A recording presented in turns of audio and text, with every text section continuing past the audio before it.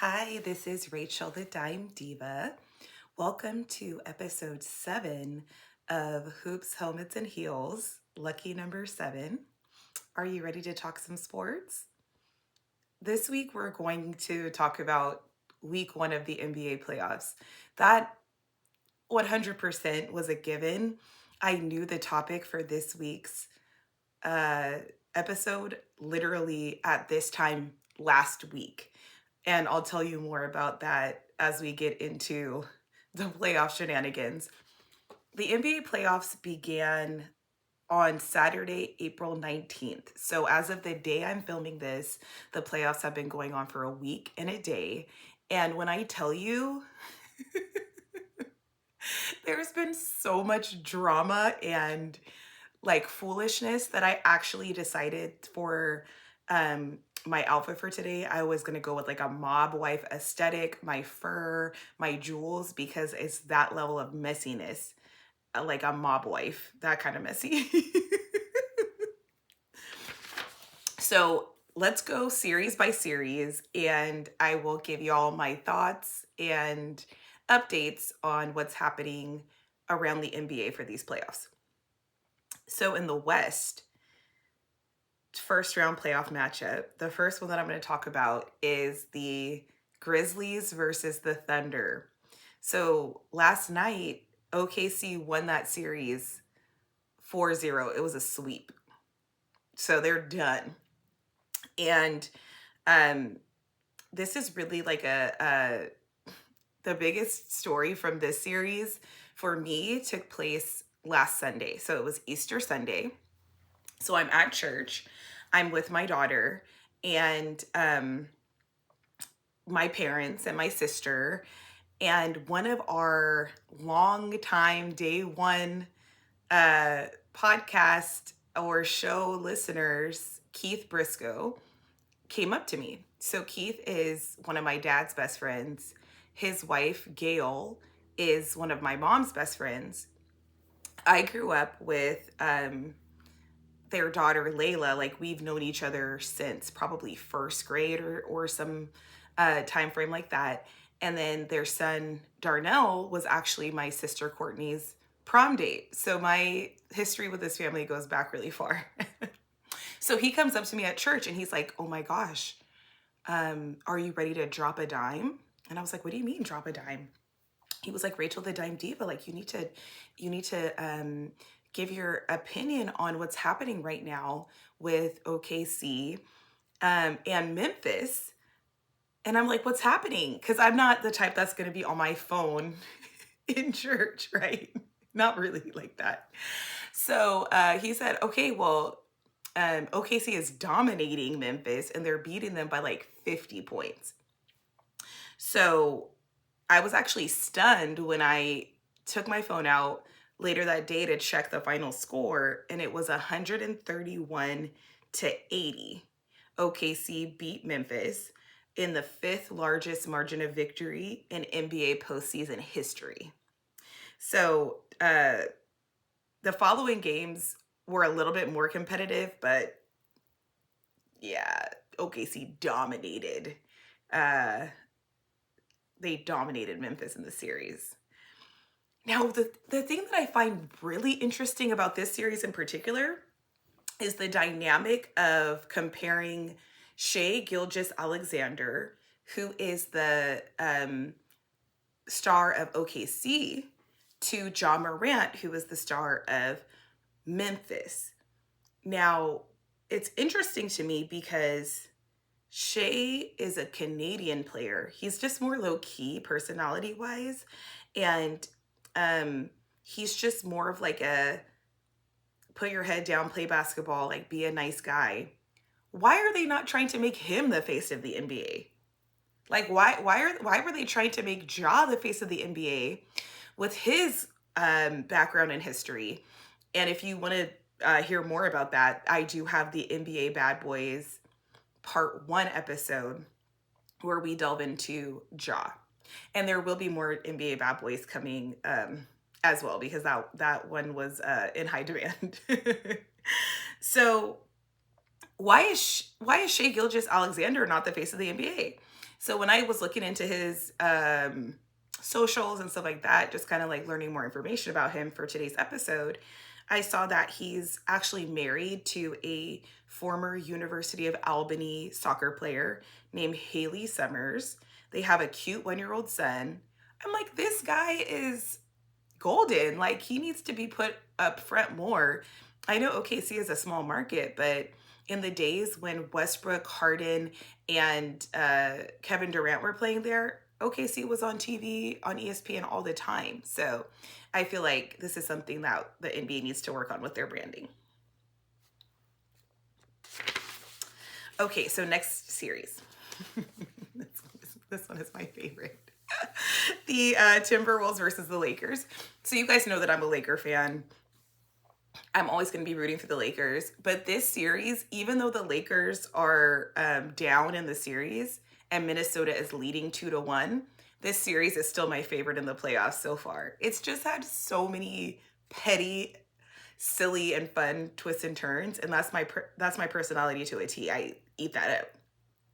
So game one, Minnesota won at the Staples Center, but it wasn't just a simple win. You know, Minnesota is gonna have to make it dramatic somehow. So what happened is, towards the end of the game, in game one, Anthony Edwards got into a altercation with a fan in the stands, a Laker fan.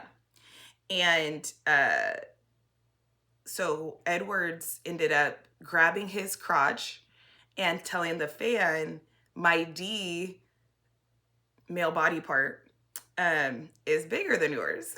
Which I feel like that's probably true, but also, like, how is that relevant to the argument? But regardless, so Anthony Edwards got fined $50,000. And that brings his total for fines for this season to $380,000. That's so much money. Like, just at this point, just give a needy person the money instead of wasting it on all these fines. So that was not the only drama in this series. And it's only been a week. That's the thing. Like, there's this volume of stuff happening and it's only been a week.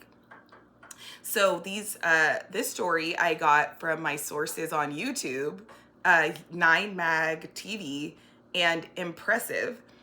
Those are two different channels. And they broke down the whole situation for me that I'm about to share with y'all here. So Kevin Gates is a rapper, and he's very prevalent on social media. He really enjoys spotlight and having people talk about him. So I will show you a picture of Kevin here. I got this picture from Real Talk with Yanni on YouTube. And it says Kevin Gates date night at the Lakers game. And I'll tell you more about who he's with as well, who this woman is in the hijab head covering. So what happened with Kevin Gates is that he shared a live Instagram. So he went live on Instagram and he started to share his opinion on LeBron and Savannah James. And, you know, LeBron and Savannah have been together since they were in high school. And so Kevin shared that, in his opinion, he doesn't feel that Savannah is sufficiently enamored with LeBron, that she looks at him more like a warden or a supervisory figure versus someone looking at him in admiration. And this is Kevin Gates expressed that in his view of LeBron, in his perception of LeBron, Kevin Gates would expect that LeBron would be with a partner who is a little bit more reverent of him versus more what he would deem to be insufficiently reverent. So LeBron, of course, responded, and Savannah responded, we think. Savannah's was a little bit more subliminal. she posted a meme of Nicki Minaj saying like, who, me? Like, how did I get in it type of thing. And then LeBron specifically responded by posting on Monday, this past Monday, the April 21st, an IG story, or I'm sorry, an Instagram post. So this is on his main page. And it was a picture of he and Savannah looking at each other lovingly and like cutely. And he put in the caption, "Kings don't concern themselves with the opinion of peasants. Where to next, queen? Let's get it." Which I thought that was cute. And Kevin Gates responded via Instagram, and he also pulled up at the Laker game for game 2 at Staples Center, which the Lakers won 94-85. And at the Laker game, Kevin Gates brought at his date Brittany Renner. Now, this is an interesting story in itself because Kevin Gates is a married man. His wife, Drika, and he are married legally.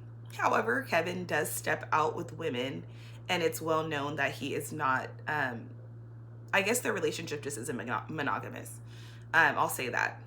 And for Brittany, an interesting tidbit about her is that she is the baby mother of a NBA player whose name is escaping me right now. I'm sorry. He's now married to another Instagram model who they seem to have a cute little family. So I'm happy that he finally found his love. But Brittany was notorious because she began dating this current NBA player who she ended up having the baby with when he was like 18 and she was in her 20s. So some people thought of it as a bit predatory.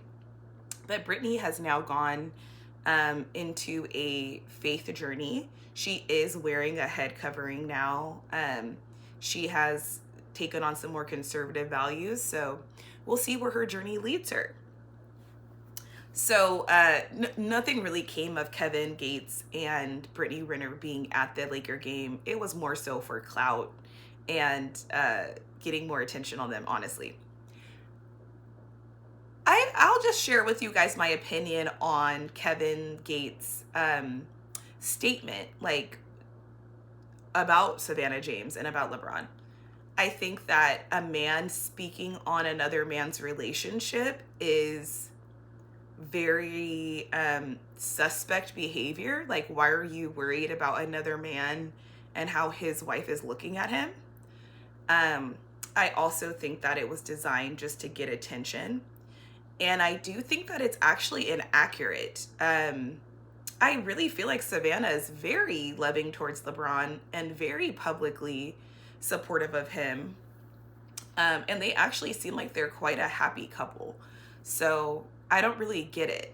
I understand his point about respect. I do think that, as a man, it is important to have a partner who respects you and who honors you and actually admires you. I think that's critical, because if there's contempt in a relationship or a woman is looking down on a man or trying to parent him, that's not ever going to be a fulfilling relationship for the man or the woman. But I don't feel like that's the case here with LeBron and Savannah. And so I don't agree with Kevin Gates' analysis. But I think it did what he designed it to do, which was to get him attention. All right, so moving on to the next round 1 matchup in the West, the Clippers versus the Nuggets. So LA ended up winning a game in Denver to start off that series. Denver won a game, then the Clippers won a game. The series came back to Inglewood, the new Intuit Dome here in LA area, and they ended up the Nuggets ended up tying up the series. So the series is now tied 2-2. So at this point, Kawhi Leonard last night after the game said, like, this is a best of 3 series. And I agree with that. I think that obviously it's kind of just like those first games disappeared, and start from now. Let's go. I do want the Clippers to win. However, I was having a conversation with my sister Megan over the weekend. We had oh my God, this weekend was such a vibe. So Megan had her 30th birthday party on Friday night. And then my sister Lauren, her and her husband Kinter had their baby shower on Saturday. So it was back to back. I'm still recovering from the weekend. It's now Sunday. But yeah, it was, my heart is full. It was such an amazing weekend. So back to the story, I was telling Megan, well, we were just talking about the playoffs and everything. And she was saying, I don't really know who I'm rooting for because I like the Clippers, obviously, but I also like Russell Westbrook. I'm always going to be a Russell Westbrook fan. And Russell Westbrook plays for the Denver Nuggets now. And I agree with her.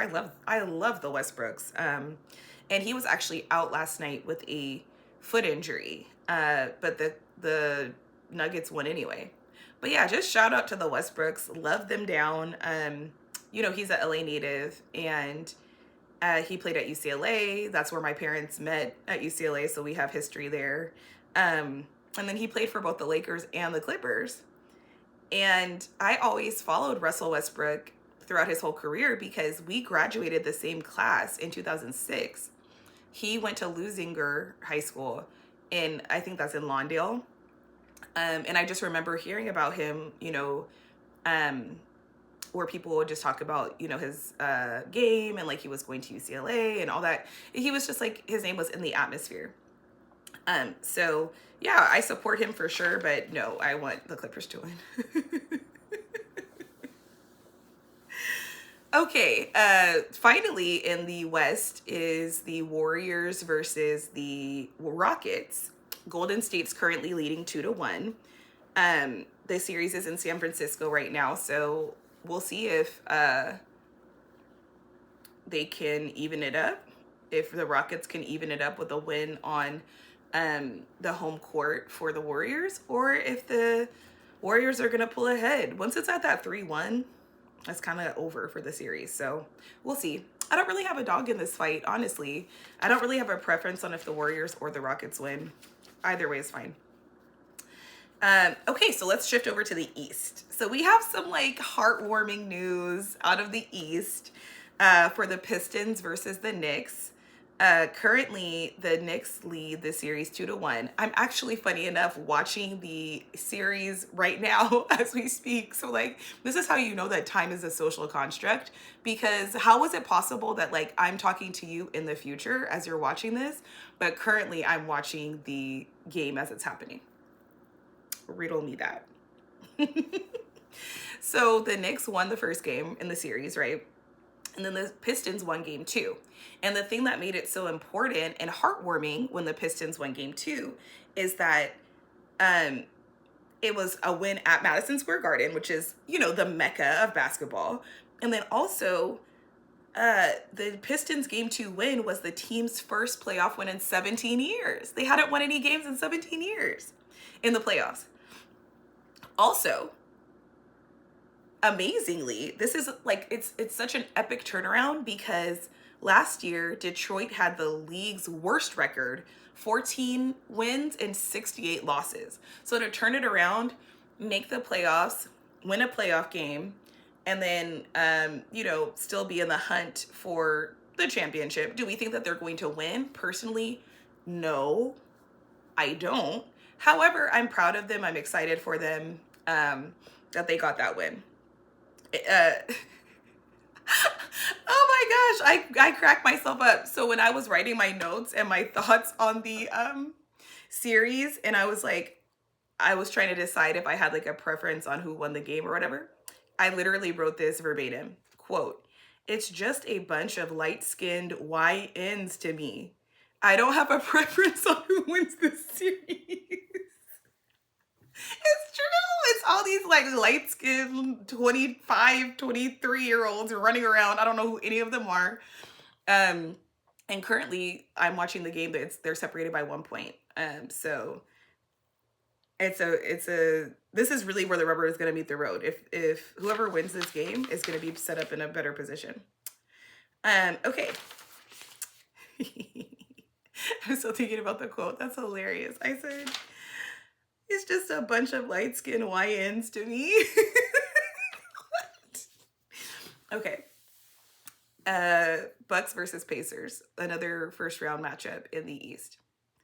The Pacers lead the series 2-1, and I feel like if Milwaukee doesn't win the next game, then they're out of it. But we'll see.